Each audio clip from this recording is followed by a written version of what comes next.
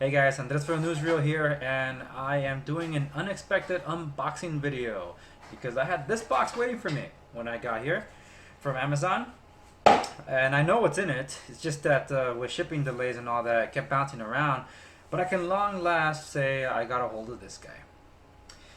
The BlackBerry KeyONE. This is not just any BlackBerry KeyONE, this is the CDMA edition, and it's important for me because this one works on Verizon.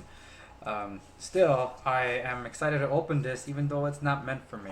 And of course, I'm going to put it through its paces. I'll give you my thoughts on it. I've already decided this was not going to be a daily driver for me this year because my concern regarding the specs, because of the Qualcomm 625 chipset and the 3 gigabytes of RAM. A more powerful processor with 3 gigabytes of RAM can't keep up with me. I can't imagine, even though it's an efficient processor like this, being able to keep up with me. Unless it was that 4 gigabyte one that debuted in India, then that'd be interesting, but it wouldn't work on Verizon. I know, leave Verizon and go to T-Mobile or whatever. So here it is, the box for a CDMA one, and holy smokes, voila. Never been able to hold one in person, so I'm excited to be able to share my first thoughts and reactions with all of you. It's a pretty good heft. It's not as heavy as I thought it would be. Non-removable battery, and just, wow, feels solid. Doesn't have that whole backplate concern that people complain about on the Priv, but then again, BlackBerry didn't build this one. It was TCL. Um, this looks a lot better in person than it does in pictures. I really want to get my hands on that blacked out AT&T version when it comes out, but wow. And tapping on the keyboard feels pretty solid. It feels a lot like the Q10 I had, or a little better, and of course miles better than the BlackBerry Priv. Sorry Priv, I loved you, but let's not kid ourselves. This is a much better keyboard.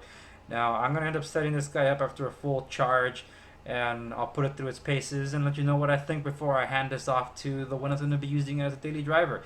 Because I'm really curious about that battery life. Really curious. Now, I would mention this, that these grills are deceiving because I thought that they would be like the Q... Is it the Q10 or the Classic? I think it was the Classic. The Classic has stereo speakers at the bottom. This one, only one side is actually the speaker. The other one is just for aesthetics. So I think that's deceiving.